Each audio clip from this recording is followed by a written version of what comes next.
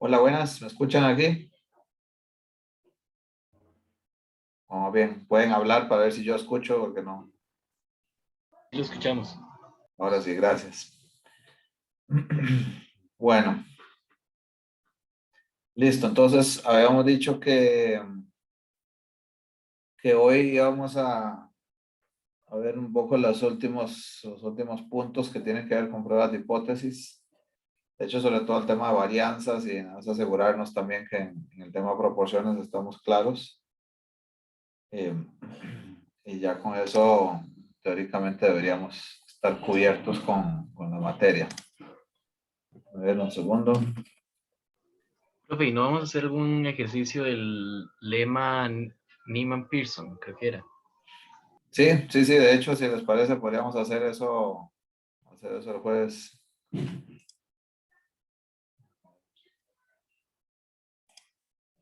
A ver cómo está. Voy a proyectarles primero.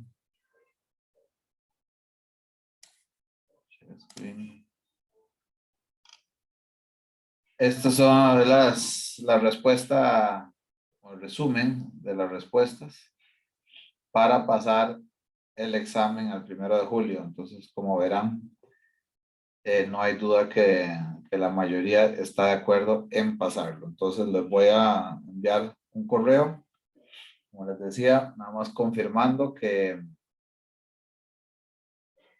efectivamente lo vamos a pasar para esa fecha. Entonces, ya quedarían firmes.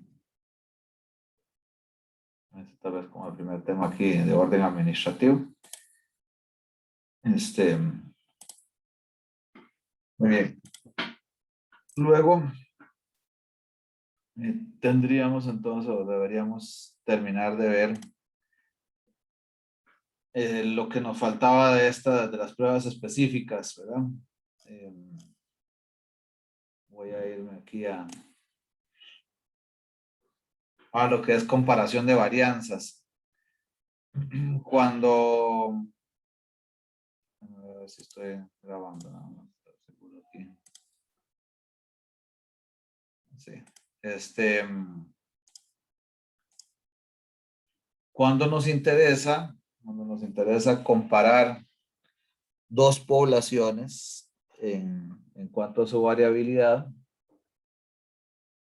¿verdad? Y probar si realmente esas varianzas son iguales.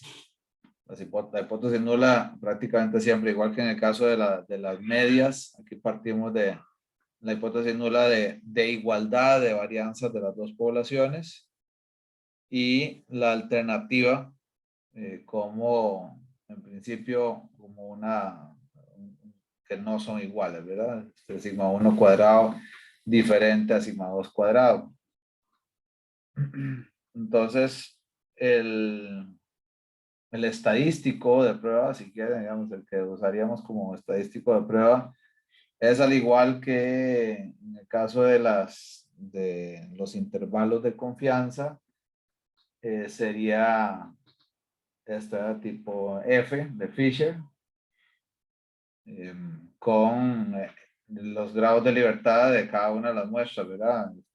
N1 menos 1 y N2 menos 1. Y esa F de Fisher, entonces, formada, al igual que lo hicimos para los intervalos de confianza, que la habíamos obtenido mediante el uso del método pivotal,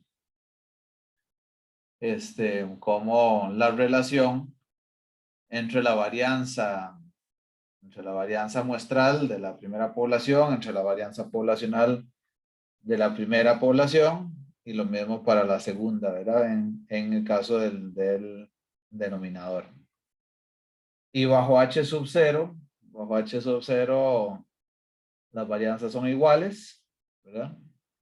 Las varianzas poblacionales son iguales, de forma que en ese caso S1 cuadrado entre S2 cuadrado tendría esa distribución F. O sea, ese cociente de varianzas muestrales se distribuye como F siempre y cuando H sub 0 sea cierto.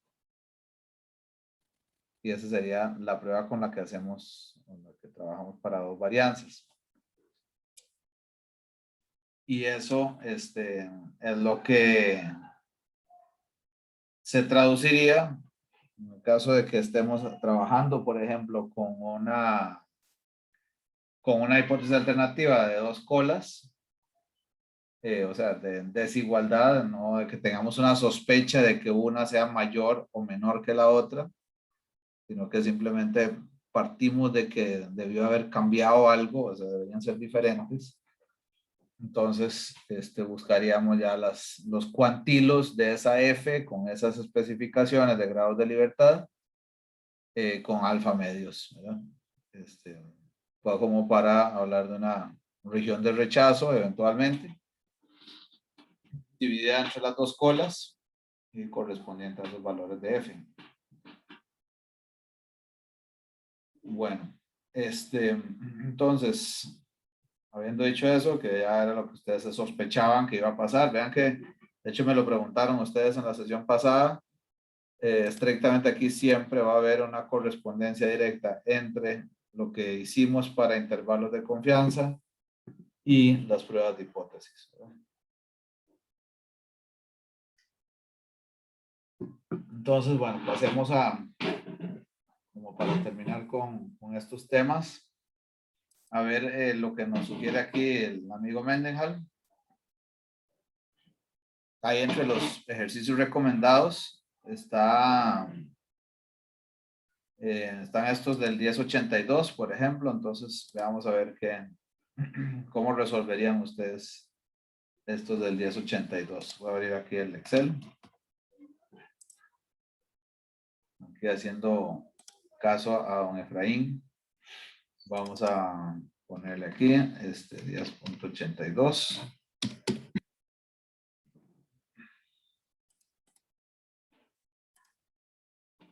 Bueno, entonces dice, los ejercicios 883 y 1073 presentaron algunos datos recolectados en un estudio de 1993 por etcétera, etcétera. En este estudio, mediciones de la presión del compartimiento anterior del músculo en milímetros de mercurio se tomaron para 10 corredores sanos y 10 ciclistas sanos. Los investigadores también obtuvieron mediciones de presión para los corredores y ciclistas al máximo consumo de oxígeno. El resumen de datos se da en la siguiente tabla. Entonces aquí tenemos la tablita donde viene la media y las desviaciones estándar de muestrales, ¿verdad? Para los corredores y ciclistas en reposo, en el consumo al 80% del consumo máximo de oxígeno y en el consumo máximo de oxígeno. Entonces, similar a lo que les decía el otro día, ¿qué vemos de entrada? ¿Qué vemos por aquí? O sea que nos llama la atención algo o no nos llama la atención, prácticamente nada.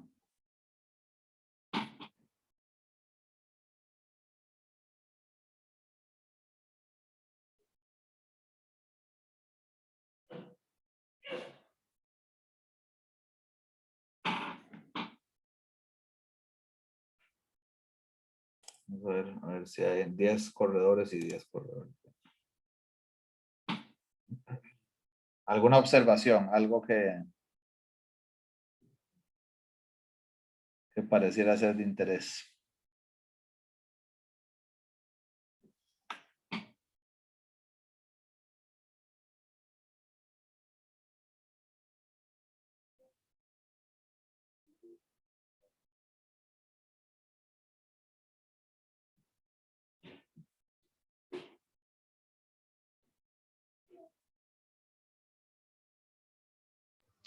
Tal vez que para los corredores, cuando, bueno, André ya lo dijo también, Adelante, adelante. Sí, sí. sí, que los corredores, o sea, los cambios entre el reposo y el consumo máximo son más grandes que el de los ciclistas, entre sus medias y desviaciones estándar. Disculpa, perdón, no te escuché bien ahí. ¿Podrías decirlo otra vez? Discúlpame.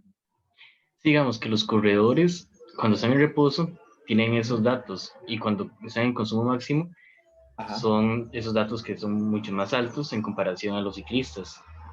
correcto. O sea, vos decís que lo que estás viendo es que la media se incrementó mucho en el caso de los corredores y en los ciclistas no tanto. Sí, y también la desviación estándar. Y la desviación estándar en ambos grupos también. O lo que decís es que en los corredores creció mucho más. Sí, en los corredores creció mucho más. ¿Qué es lo que significa eso en el fondo? O sea, ¿qué nos imaginamos ahí si nos tratáramos de imaginar los datos o sí, los datos individuales? O sea, qué nos dicen esos datos?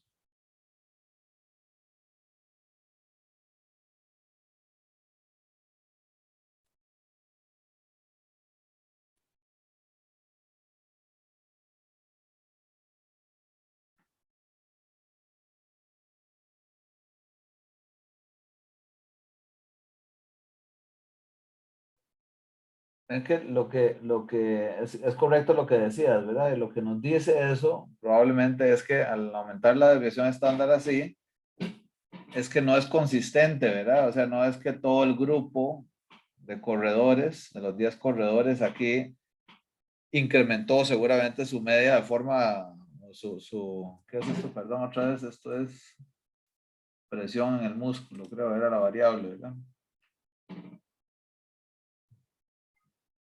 Sí, mediciones de la presión en el músculo. Entonces, esa presión en el músculo incrementó bastante para algunos corredores y para otros seguramente no incrementó en el caso de los corredores. Y eso hizo que la media de ese grupo se incrementara, pero a su vez también las diferencias entre esos corredores.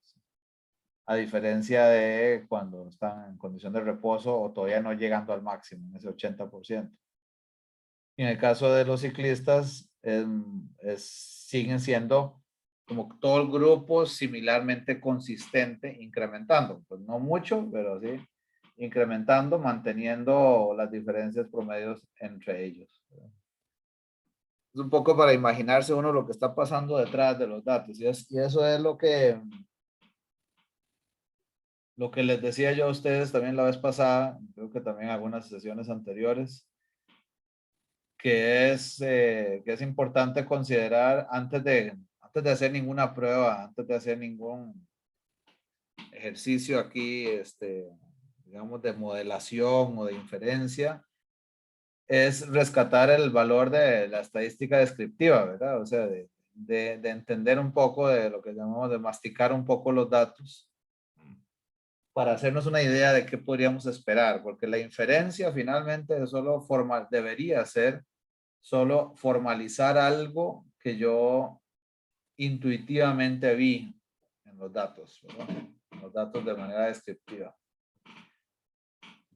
Entonces veamos a ver las preguntas. Dicen la A, ¿hay suficiente evidencia para apoyar la afirmación de que la variabilidad en presión del compartimiento anterior del músculo difiere para corredores y ciclistas que estén en reposo? Use alfa igual 0,05. Entonces, ¿cómo resolveríamos esa, compañeros?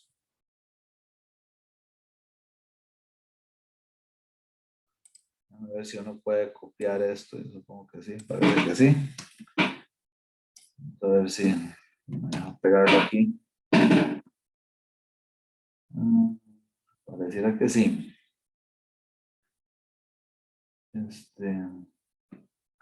A ver si lo puedo. Profe, ¿puede hacerlo más grande, por favor?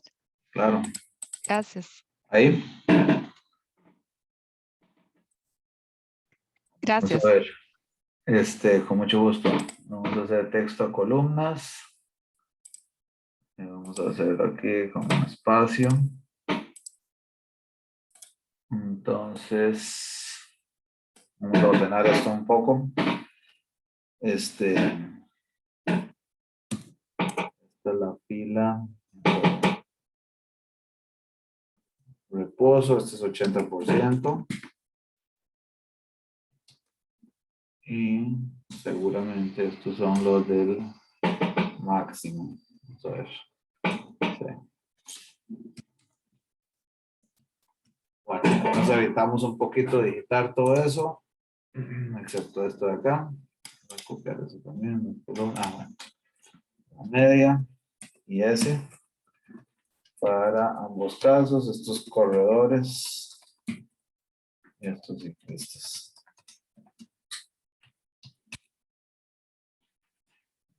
A ver, entonces, ¿qué sugieren para, nos están hablando de esta fila, ¿verdad? ¿Qué pareciera? ¿Son diferentes o no son diferentes? ¿Qué opinan ustedes?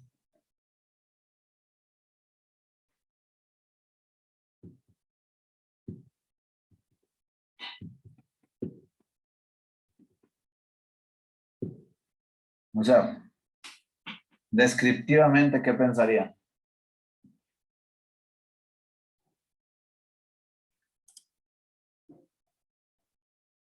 Uno pensaría que son iguales, ¿no?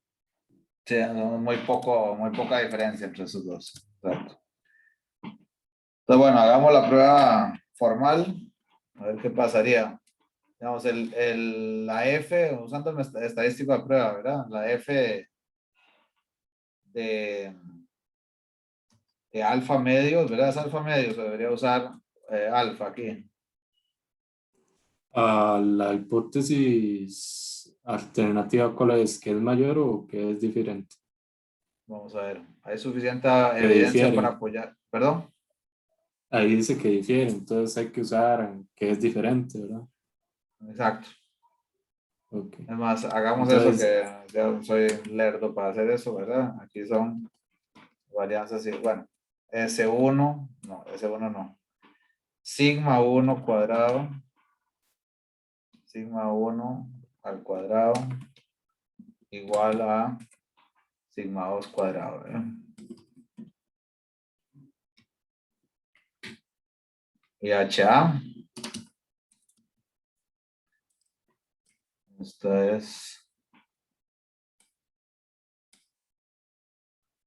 bueno, aquí ustedes me entienden ahí para no empezar a poner, a buscar símbolos, ¿verdad? Es diferente.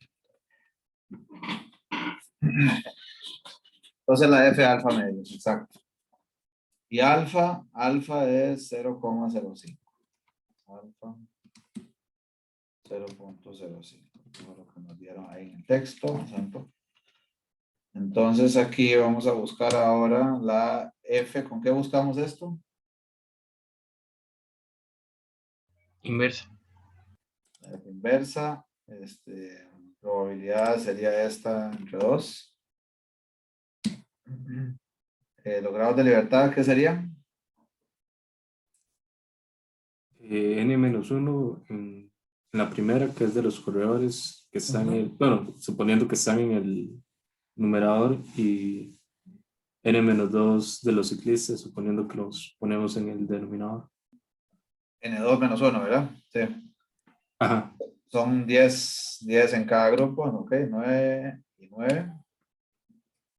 Y con eso debería salir, ok.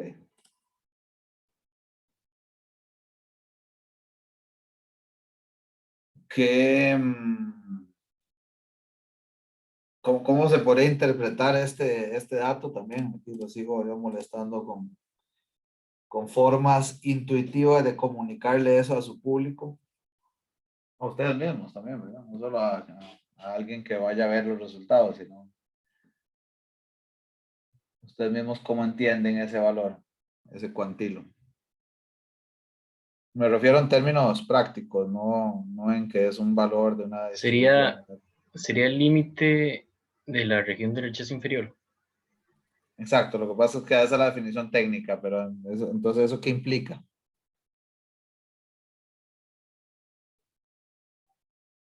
O sea, ¿cómo se interpreta eso en términos prácticos? Porque vos le decís eso a cualquier persona que no esté disfrutando de un curso aquí de estadística, a decir, no sé qué estás hablando. ¿Qué es eso de región de rechazo inferior?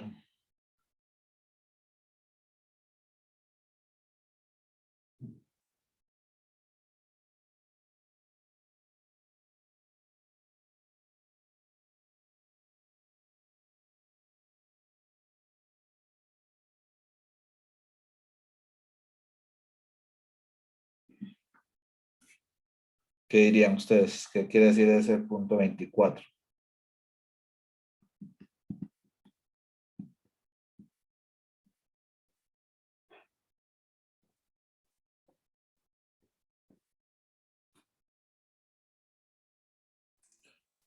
Ahí no es no sé cómo explicarlo Ajá. sin, digamos, sin tanta complicación, pero podríamos decir que si el cociente de las varianzas muestrales Ujú. es menor a ese punto 24, Ajá. se cumple la probabilidad de que cometamos el error de tipo 1, que es que en realidad exista una diferencia entre las varianzas de ambos grupos. Eso es totalmente correcto, lo que acabas de decir. Totalmente correcto. Me queda igual la inquietud, compañeros, y yo sé de verdad que no les caigo muy bien con eso. Pero es justamente una de las cosas que yo les he insistido, ¿verdad? Y de nuevo, no es como que en el examen tengo que preocuparme porque en el examen algo de esto me pueda perjudicar, ¿verdad? No, porque pues estrictamente lo que se está probando en este curso no es un tema de comunicación o de storytelling o algo similar, digamos, sino el que ustedes manejen y dominen la materia que estamos pretendiendo ver. Sin embargo, sí, digamos, los atraso aquí, los molesto con estas cosas porque sí al final es determinante para lo que ustedes puedan tener en su ejercicio profesional. Es el poder contar eso, digamos, eso que acabas de decir es totalmente correcto, pero si yo me estoy tratando de imaginar la gente con la que yo me relaciono, con clientes míos, digamos, con los que yo trabajo todos los días, y probablemente dirían, el cociente de varianzas, eh, todavía les costaría un poco digerirlo. ¿Qué tal si aquí dijéramos, bueno, lo que quiere decir ese numerito, esta F, y no lo he probado, ¿verdad? O sea, no hemos hecho ninguna relación entre estos dos números. Lo único que sabemos de antemano es, dado que usted tiene 10 corredores y 10 ciclistas, para que usted pueda decir con un nivel de probabilidad suficientemente alto que esas varianzas son diferentes en la población, o sea, no solo son diferentes en esta muestra, sino para todos los corredores y todos los ciclistas, para que usted pueda decir con ese nivel de probabilidad suficientemente alto que son diferentes en las poblaciones, tendría que ser una varianza 75% más pequeña que la otra. O en otras palabras, si llega a ser una cuarta parte, y no menos de una cuarta parte, si llega a ser una cuarta parte de la varianza de la otra, tendríamos que decir que no tenemos suficiente evidencia con estas muestras para poder rechazar o para poder decir que son diferentes en la población. De nuevo, similar a lo que hablamos la vez pasada, si recuerdan, ¿verdad? La vez pasada hablábamos de aquello que pareciera contraintuitivo, ¿verdad? Así como me decís que con una varianza de 21 comparado con la de 38, cuando hicimos la prueba de una varianza, ¿verdad? De si una varianza era igual a un valor poblacional, un valor histórico, pues intuitivamente era un poco difícil, ¿verdad? O sea, que nos compraran ese punto, esa idea. Y entonces,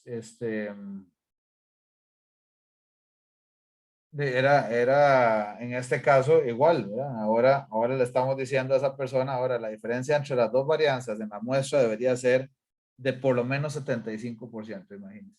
75%. Pero ¿qué pasa? ¿Verdad? ¿Qué pasa si ahora más bien resulta que la varianza de los corredores, digamos que no hemos visto estos datos? ¿Qué pasa si la varianza de los corredores fuera 8 veces? Es 8 veces la varianza de los ciclistas. En ese caso, ¿qué? O sea, como es más grande que una cuarta parte, entonces yo tendría que decir que siendo 8 veces la varianza de los ciclistas, no tengo suficiente información para decir que son diferentes. ¿Eso hace sentido?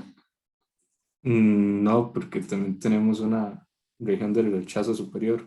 Exacto. Entonces, y esa conceptualmente, ¿cómo debería verse? O sea, ¿qué sospechan ustedes que debería pasar con esa superior? ¿Tiene alguna relación con este dato?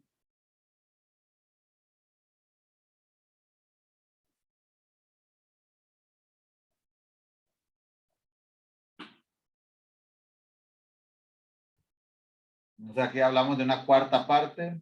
Hará sentido pensar en que debería ser como más o menos 4 veces, entonces, más grande que la otra para rechazarla en la superior. Veamos a ver.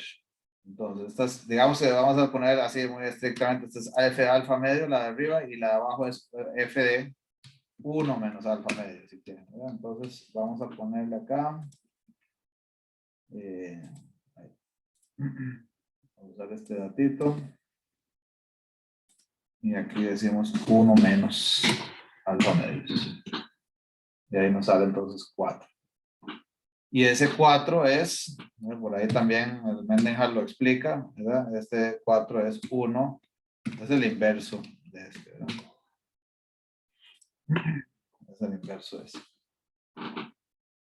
Cuando uno tenía que recurrir a las tablas, ¿verdad? A las tablas esas que yo ni siquiera les he enseñado a ustedes porque insisto en que es una pérdida de tiempo si todos tienen a la mano algún app, como por lo menos Excel, pues no hace falta entretenerse con eso, ¿verdad? Pero estrictamente lo que dice la teoría es la F, digamos, el valor al otro, en la otra cola, es el inverso, pero también dándole vuelta a los grados de libertad. O sea, sería 1 entre la F de alfa medios con N2 menos 1 y N1 menos 1 grados de libertad. Aquí los ambos muestras son del mismo tamaño, entonces no hace diferencia. Bueno, Andrés, con tu pregunta es lo que conté ahorita. Si te queda duda ahí, me decís, por favor. Entonces, bueno, sí, efectivamente, pues, si fuera una relación de 8 a 1, también, ¿verdad? O sea, cualquier cosa, en realidad casi que cualquier cosa por arriba de 4 a 1, nos haría decir que son diferentes. Sin embargo, eso, como les digo, o sea, aquí estamos en un ambiente muy, digo, aquí, esta aula de teoría estadística virtual, ¿verdad? Es un ambiente como muy artificial, ¿verdad? O sea, digo, porque en la realidad, en la calle, cuando uno trata de explicarle esto a la gente, y que, por cierto, estas cosas se usan, ¿no? Por si acaso alguien tiene inquietudes para qué estamos aquí entretenidos con todo esto. En el momento en que lo usamos y lo tratamos de explicar en la calle, para la gente es un poco difícil, ¿verdad? Entender cómo me decís que si es de 4, estrictamente de 4 cerrado, ¿verdad? No 4001, sino 4. Donde la relación es de 4 a 1, ¿cómo me decís que no tenés suficiente información para decir que son diferentes en la población? Bueno, te lo digo porque el problema es este, ¿verdad? El problema son tus tamaños de muestra. Es más, voy a poner acá a parametrizar eso tal vez, ¿verdad? Aquí vamos a dejar este fijo.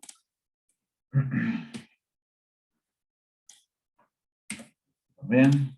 Entonces, juguemos un poco a ver qué tendría que pasar para que, digamos, te haga un poco más de sentido esa prueba.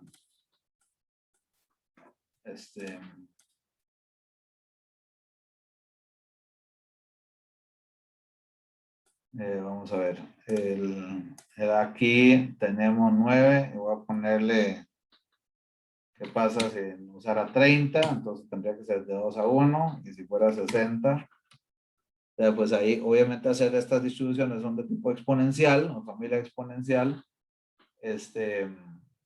Tienen ese comportamiento que ya no es proporcional, ¿verdad? Lo pequeño que se hace la zona de no rechazo, ¿verdad? Pero por lo menos aquí ya con estos tamaños de muestra ya uno le diría, pues ya te va haciendo un poquito más de sentido. ¿En qué momento tendría suficiente información para rechazar H sub 0? ¿Sí?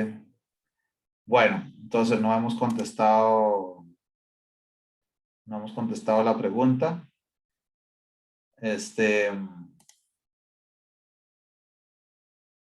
Entonces, vamos a ver.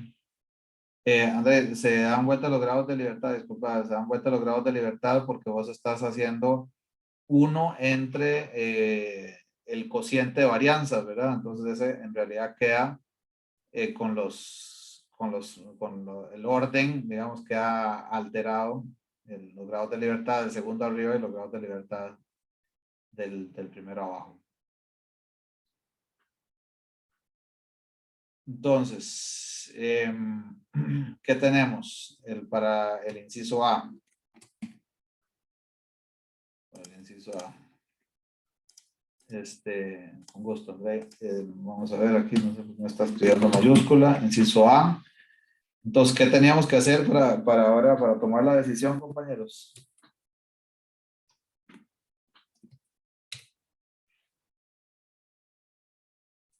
Calcular el cociente de la muestra. Perdonen, disculpen, al rato estaban hablando y no los escuché, no sé en qué momento puse silencio. Perdonen, me pueden... Sí. Calcular el cociente entre corredores y ciclistas, entre las varianzas. Hay que elevar esas heces al cuadrado. Excelente, perfecto. Entonces vamos a poner la F, digamos, calculada o observada.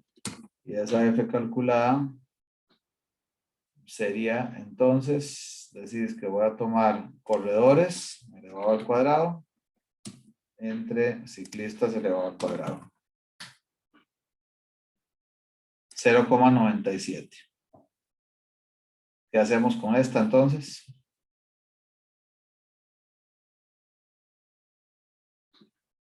No se rechaza la hipótesis nula. Exacto, Marlon. O sea, se compara con F de, bueno, con ambas F de alfa. Se cayó en la zona no rechazo, ¿verdad?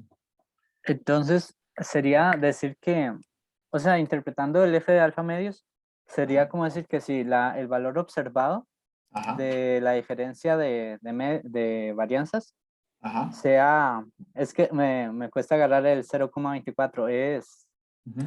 el primero, o sea, es el primero entre el segundo, entonces sería que el primero fuera 24% del segundo, no sé, es que Exacto, no. exacto, Ajá. así, Marlon, sí, sí, o sea, lo que decís prácticamente es, si el primero es menos de una cuarta parte, para ponerlo en términos muy llanos, menos de una cuarta parte, la varianza, ¿verdad? Del segundo, rechazas la hipótesis nula.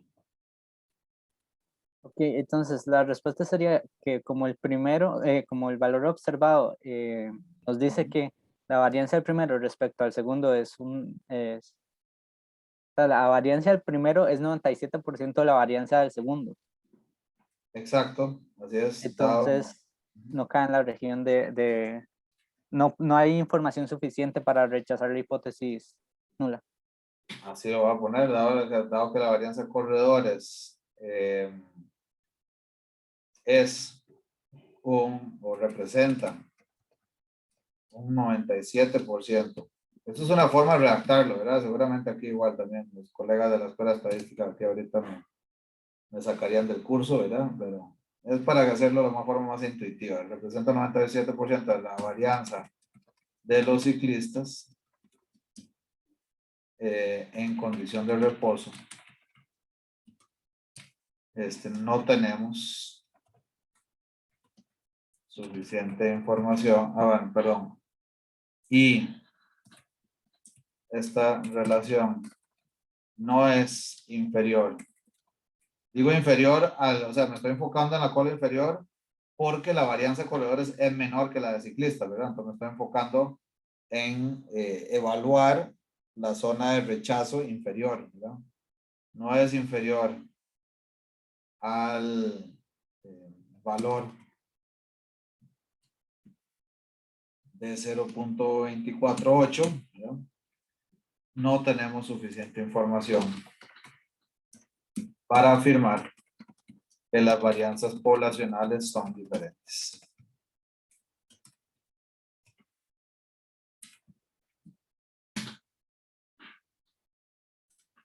Ok. Vamos a ver la B.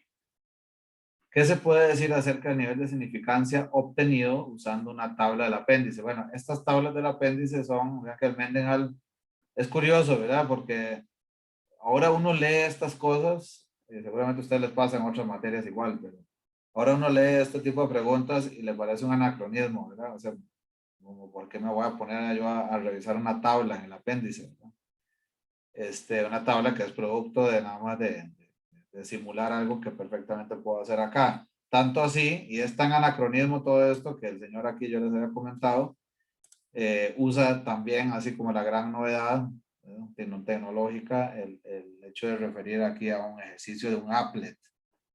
Entonces, bueno, hagamos esta acá como para ver el asunto de la tabla. El asunto de la tabla es más, nada más así como quien enseña un libro de recuerdos aquí. Vamos a ir a la página 539 después. El asunto de la tabla es que yo me voy aquí y aquí vienen estas tablas. Voy a buscar a esos. Esta no era. Vamos a buscar.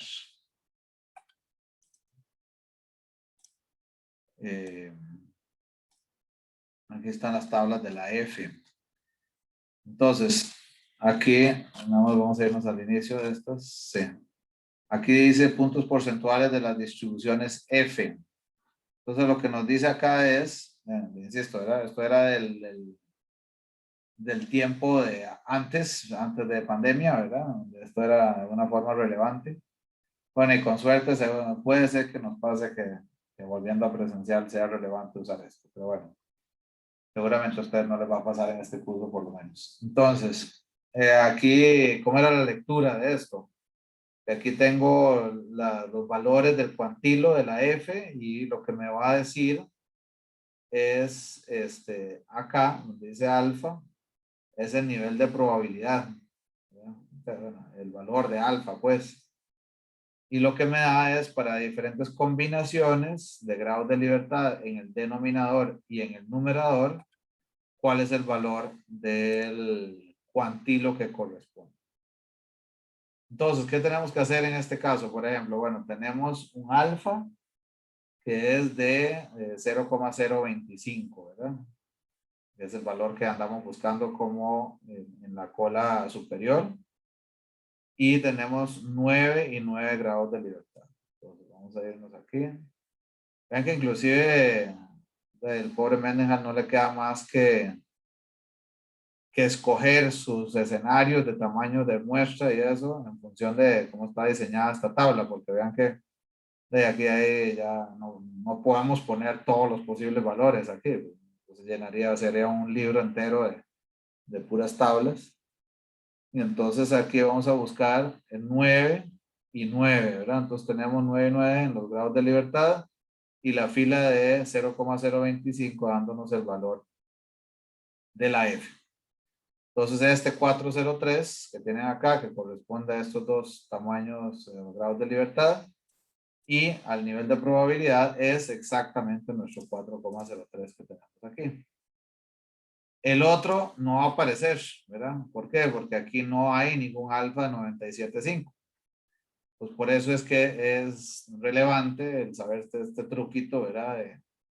De calcularlo con el inverso de la F y también dándole de vuelta a los grados de libertad, que en este caso está lo mismo, que son 9 y 9.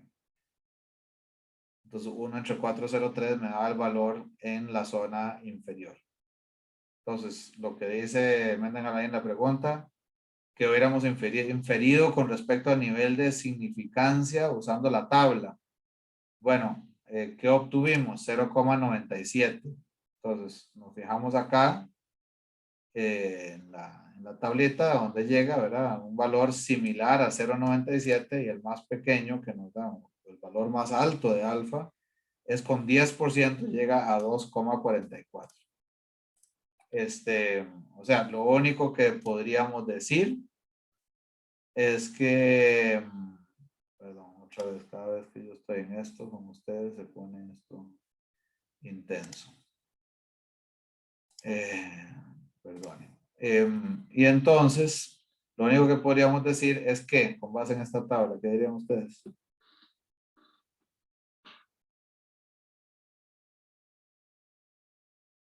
sea, ¿qué tan alto es el nivel de significancia, la significancia obtenida con este valor de 0,97?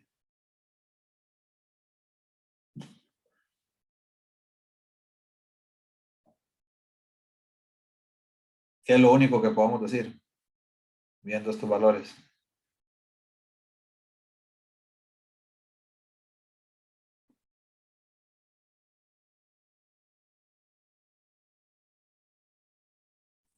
Sin saber bueno, no sé si entendí bien la pregunta, pero sin saber eso que 1 entre 4 0,3 me da el cuantilo inferior.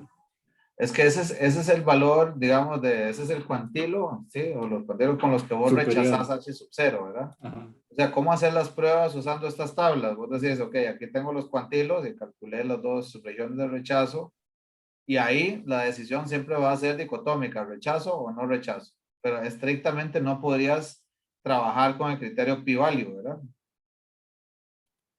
Porque vos no estás obteniendo la significancia real del valor que obtuviste. O sea, no estás calculando la probabilidad de observar un 0,97. Entonces, ¿qué es lo único que podrías decir con base en esta tabla? Que esa probabilidad es mayor que ¿qué?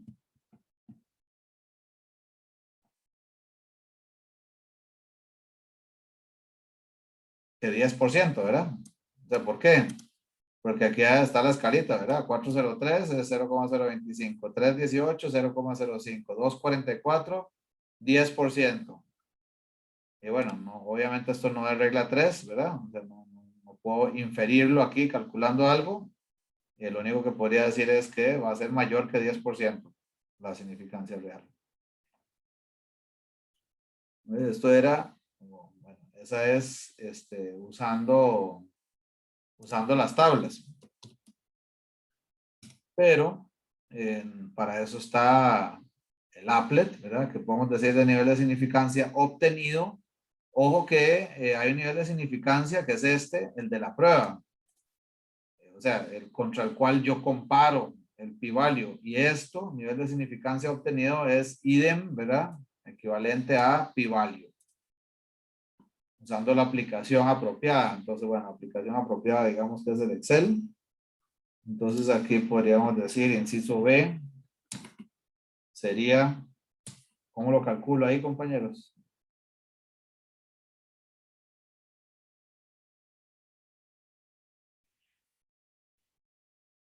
¿Cómo calculo la probabilidad de ese valor de la F calculada?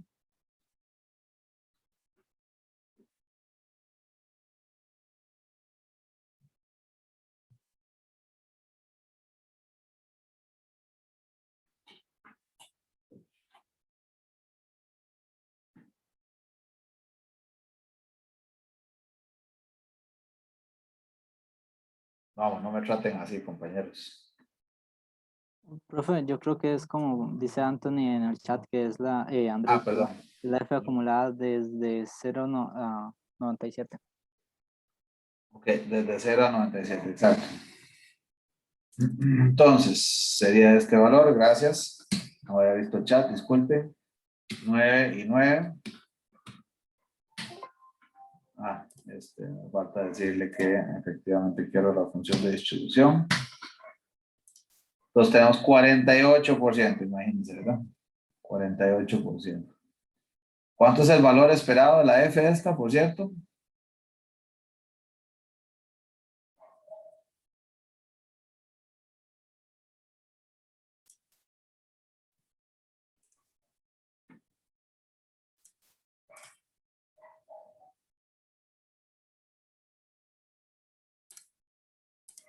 Uno, ¿verdad? 1 cuando son iguales. La sigma cuadrada, o S cuadrado, ¿verdad?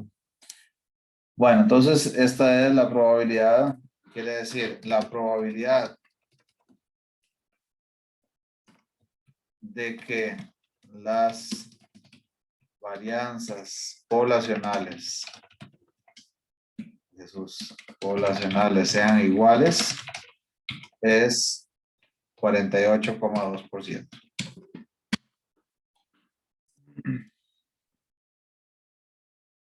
O sea, mucho más alto que el 5% que nos pusimos como umbral.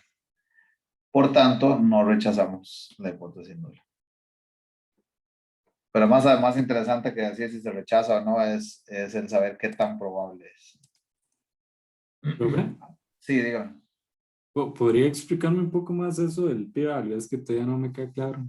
Digamos, ahí, para ver la fórmula de ahí. Esta. Ajá. Estoy Lo que calculando decimos es que una distribución centrada en la igualdad en uno, es la probabilidad de que el cociente medio es 0.9, no, ¿cómo es?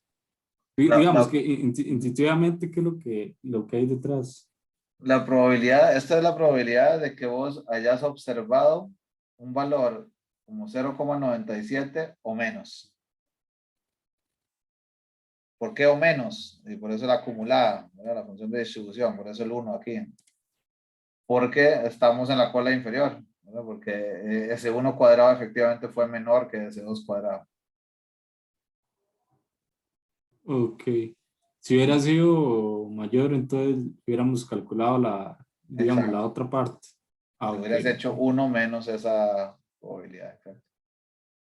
Ok. Gracias. Claro, pues. Profe, la F solo tiene como una forma de calcularse. Digamos, aquí no hay como que poner otro parámetro, sino que solo son los grados de libertad, digamos. Si la hipótesis Sí. era que eran lo mismo, entonces el valor esperado es 1, pero si no fueran el mismo, igual se calcula con eso. Sí, digamos, las características de la forma de la distribución están determinadas solo por los grados de libertad. Correcto, bueno. No hay otros parámetros de la distribución que la determinen para calcular las probabilidades. Sí, André.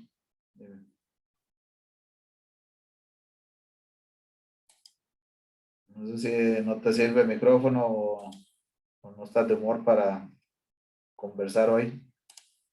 Pero si pudieras más bien intervenir aquí en audio, mejor, André. No, igual, si no, ahorita vuelvo ahí si tenés algún tema con el audio.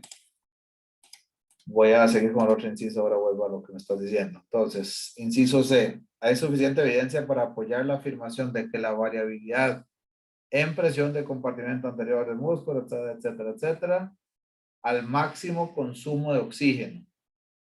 Entonces, ya de entrada, de antemano, habíamos hablado de eso, ¿verdad?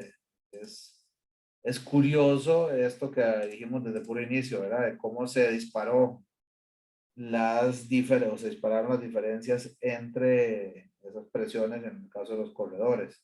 Entonces aquí sospechamos que sí podría pasar que sean diferentes, ¿verdad? En la población. Dice André, ¿puede explicar esa relación de las varianzas muestrales con la forma de calcular el p-value? Sí, a lo que me refería, André, bueno, vamos a ver si me logro explicar con eso. A lo que me refería es que vos tenés efectivamente, voy a irme aquí a este esquemita también, vos tenés dos potenciales zonas de rechazo, ¿verdad? O sea, podría ser antes de que obtengas tus muestras, ¿verdad? Siguiendo el método científico otra vez, establezco una hipótesis con base en la evidencia empírica, referencia anterior, etcétera, y luego hago observación estructurada, sistemática de datos para rechazar o no rechazar esa hipótesis nula. Entonces, yo antes de levantar esos datos, en ese paso 1 del método científico, establezco de antemano las reglas bajo las cuales yo diría, ok, ¿qué tendría que pasar para que yo tenga suficiente información para rechazar la hipótesis nula? Entonces, dado que el valor esperado es 1, Entonces establezco valores en las dos colas. Yo creo que hasta ahí estamos todos bien. Tu pregunta va más en que, ¿por qué decidiste calcular el p-value de esa forma en función de cómo son las relaciones de las varianzas? Lo que yo estoy diciendo es, en el caso de que la varianza de la población de la muestra 1 sea la que está en el numerador, ¿verdad? Sea menor que la del denominador, en ese caso me estoy moviendo en dirección a la cola inferior, ¿verdad? ¿Por qué? Porque entonces quiere decir que ese cociente, la F, me va a dar un valor menor que 1. ¿Qué tanto menor que 1? Bueno, esa es la gran pregunta para ver si cae o no cae en esta área roja, ¿verdad? En nuestro caso, pues no lo hizo, ¿verdad? Se quedó por arriba y desde ahí sabíamos que la probabilidad de observar un valor así va a ser mayor que alfa medios, que cayó en la región de no rechazo. Hasta me fui a la tabla, André, ahí al final del libro, o sea, haciendo caso al Mendenhall ahí en lo que nos pidió en el inciso B, en el primer punto, en el primer subinciso del inciso B, diciendo más o menos en qué rango de valores pareciera que anda. Lo único que pudimos decir es que pareciera ser mayor que 10%, porque el último valor que tenemos ahí es mayor, ¿verdad? Es mayor que ¿cómo se llama? Que el valor que observamos aquí efectivamente y era apenas ¿cómo se llama? Era apenas 10%. Ahora, ¿qué es lo que necesito al final? Que es el p-value, y siempre va a ser p-value, no solo en la F, sino dado que estoy en este lado, ahora la probabilidad es, la pregunta es qué tan probable es observar ese valor o menos, ¿verdad? Entonces, dado que estoy en la cola izquierda, por eso calculé, en ese caso, como le decía Norland ahora creo, que la forma de parametrizar esto es con el 1 aquí, ¿verdad? Con el acumulativo. Entonces, dice André, profe, entonces si la proporción es mayor a 1, se calcula como 1 menos la F. Bueno, no podría ser, pues, yo sí, yo creo que estamos hablando de lo mismo. Vos aquí estás indicando que 1 menos la F 0.97 tendría que ser, pues, una F a fuerza mayor que 1, ¿verdad? Pero sí, creo que estamos hablando de lo mismo.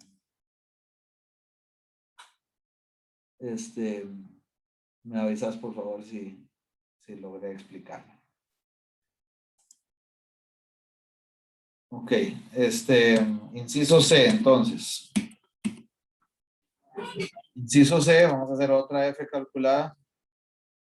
Sí, sí, es así, André, me refiero. Sí, lo que decís es que si se debe calcular así, si es mayor, es más, vamos a tener el caso aquí, André, vamos a tener el caso ahorita con el inciso C. Así de una vez dejamos de hablar en abstracto y lo hacemos tal cual.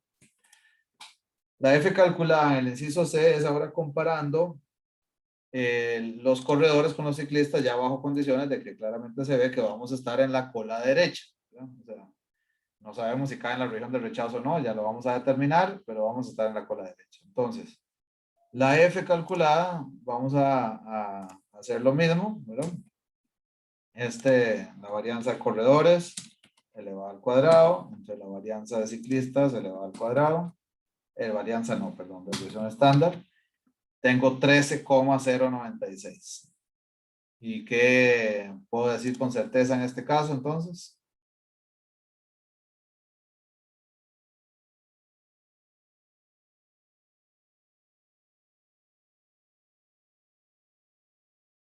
Ahora sí, don Andrés, sáquese el clavo.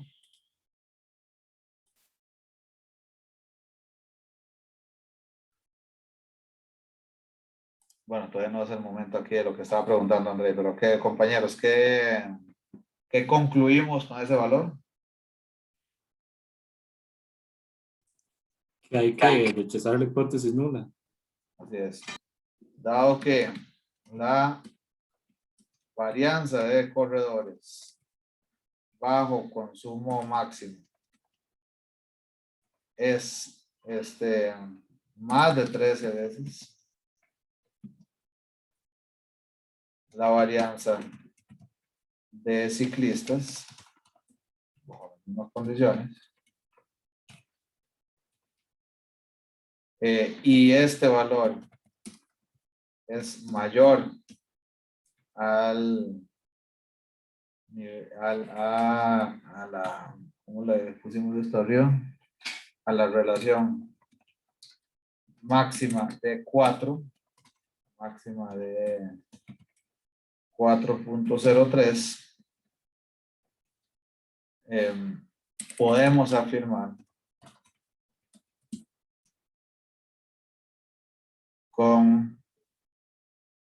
podemos afirmar que las varianzas poblacionales son diferentes.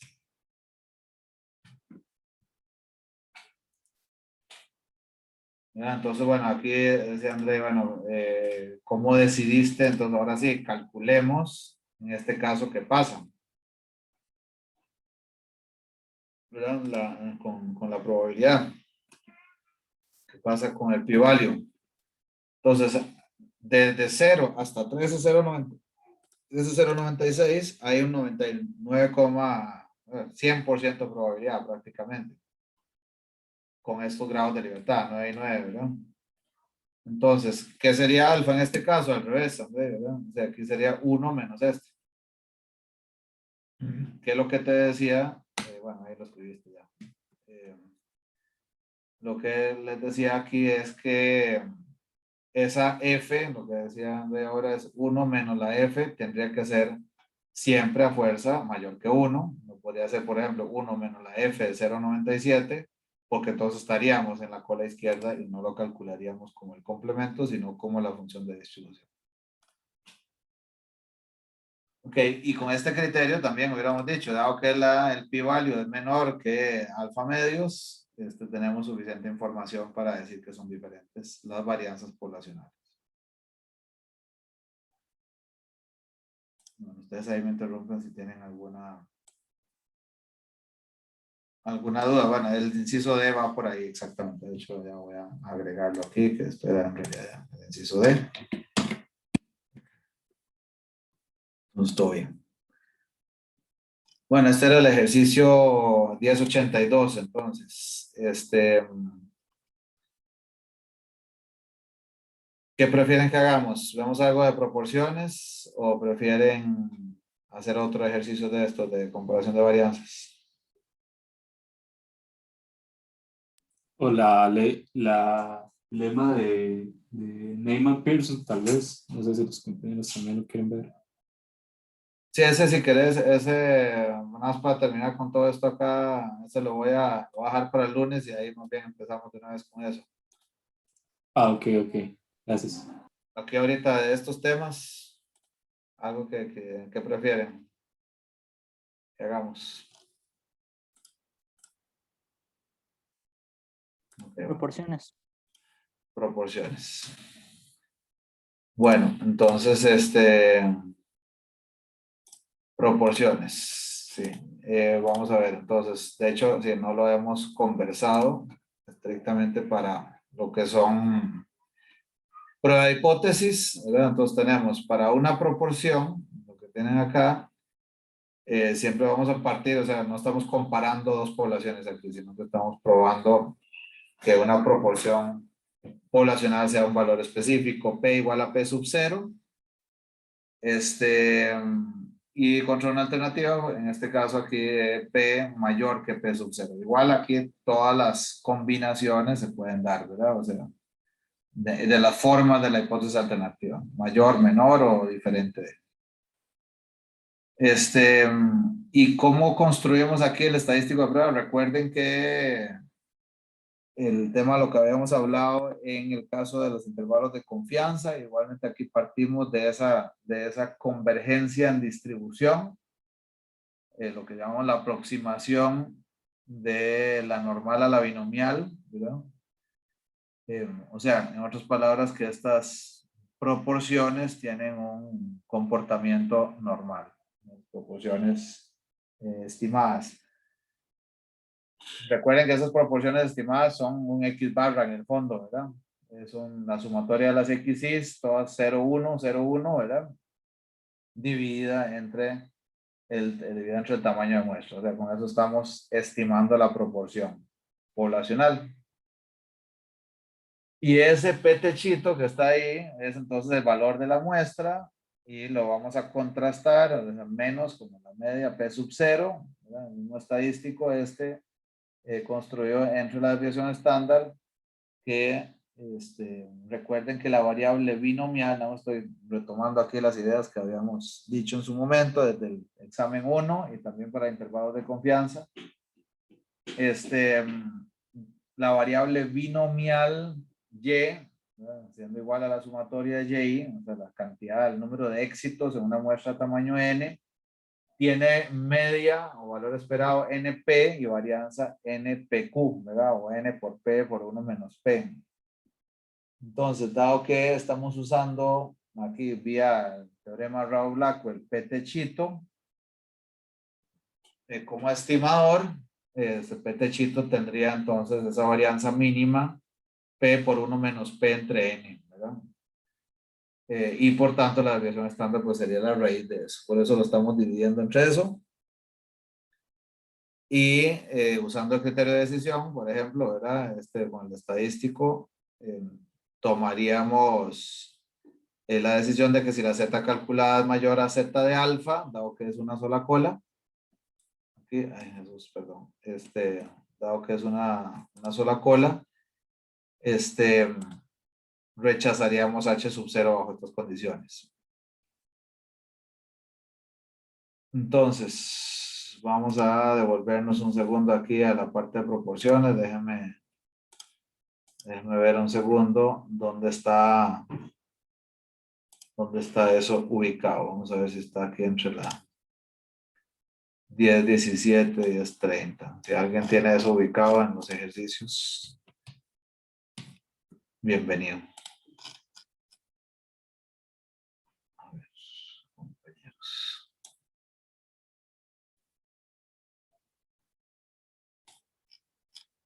Vamos a ver acá. Pues de medias.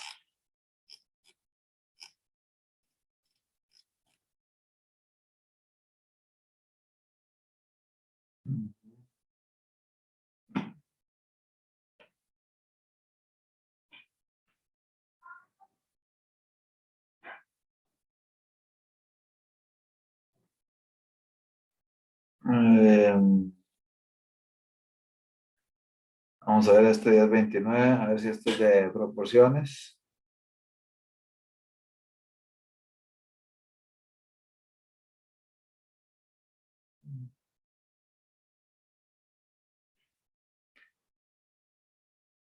Ok, El 1028, profe. perdón, El 1028. que este es de igualdad de proporciones entre, porque está hablando de dos poblaciones, hombres y mujeres. Eso, digamos, ahorita, si quieren, igual ahorita lo vemos, pero digamos, ¿cómo plantearíamos el 1029?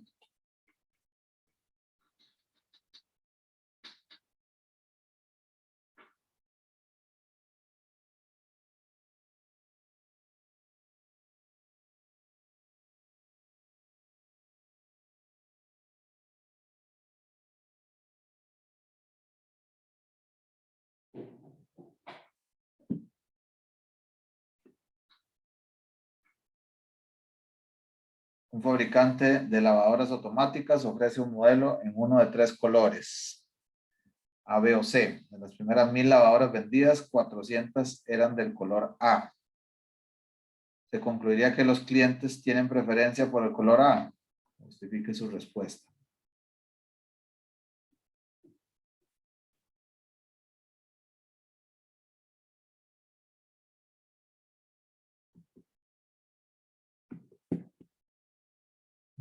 Bueno, vamos a resolver y voy a tener que dejarlos aquí después de resolver hoy. Me disculpen por favor otra vez. Y el lunes terminamos de ver la comparación de proporciones también y el lema Neyman Pearson. Pero en este, ¿cómo lo plantearían, compañeros?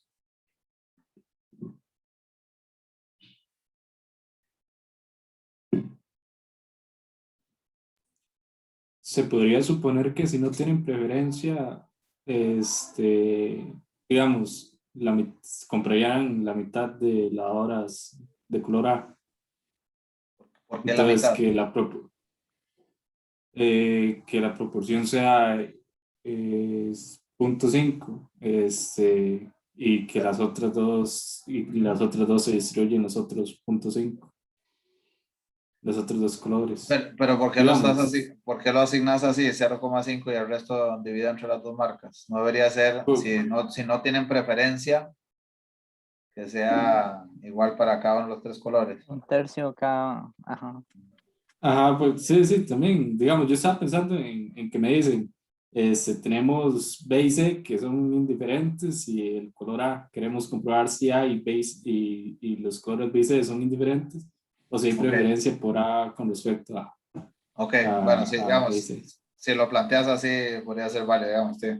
Pero hagamos aquí, supongamos que es indistinto la preferencia para cualquiera de las tres marcas, ¿verdad? Entonces, vamos, bajo esa óptica, H sub 0 sería que mi proporción poblacional es un tercio, ¿verdad? Igual a un tercio. Y la HA, ¿qué es lo que decía la pregunta? Si los clientes tienen preferencia por el color A. ¿Esto indica dirección o no, no indica dirección? Ya quiero decir, ¿es diferente de o debería poner alguna dirección en la hipótesis alternativa? La proporción debería ser mayor en la Mayor. alternativa. Exacto. De hecho, voy a ponerle aquí A por si acaso. Y aquí también. Ok, entonces, ¿qué muestra tenemos? N igual 1000. Tenemos, digamos, aquí si quieren Y igual 400. Y siendo la cantidad de lavadoras A, ¿verdad? Entonces, proporción observada sería, ¿cuánto? Y entre N. Y entre N, exacto, ese es el P techito, ¿verdad? 0,4.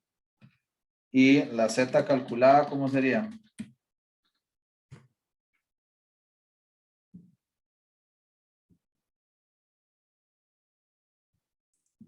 La proporción menos un tercio entre raíz de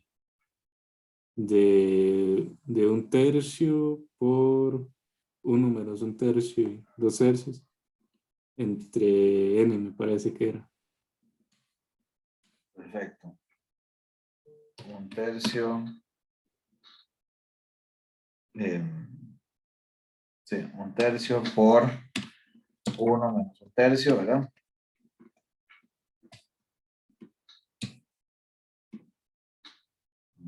Dividido entre 1000.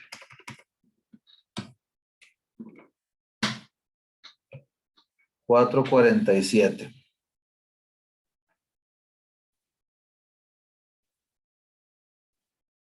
¿Qué hacemos con este?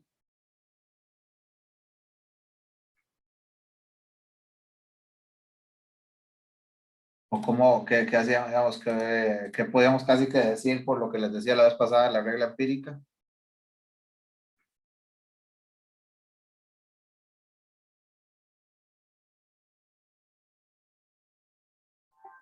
El tema este de Chebyshev, si recuerdan. Ahí era que el... No recuerdo, pero era algo con las desviaciones Ajá, estándar, me ajá. parece. Exacto. A una desviación estándar, ¿cuánto teníamos? Más o menos, más o menos. 60 y algo, ¿no? 68, 68. ajá, 68,7, ¿verdad? 68, ¿qué? 4, dije, perdón, 68,4. El... A 4 ya tiene que estar casi el 100%, me parece. Exacto. Entonces, ¿qué pasa con el p-value?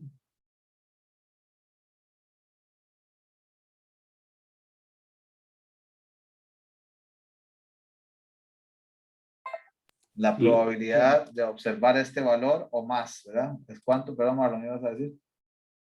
No Y casi está- 100, ¿o no? Ajá. 0% prácticamente, ¿verdad?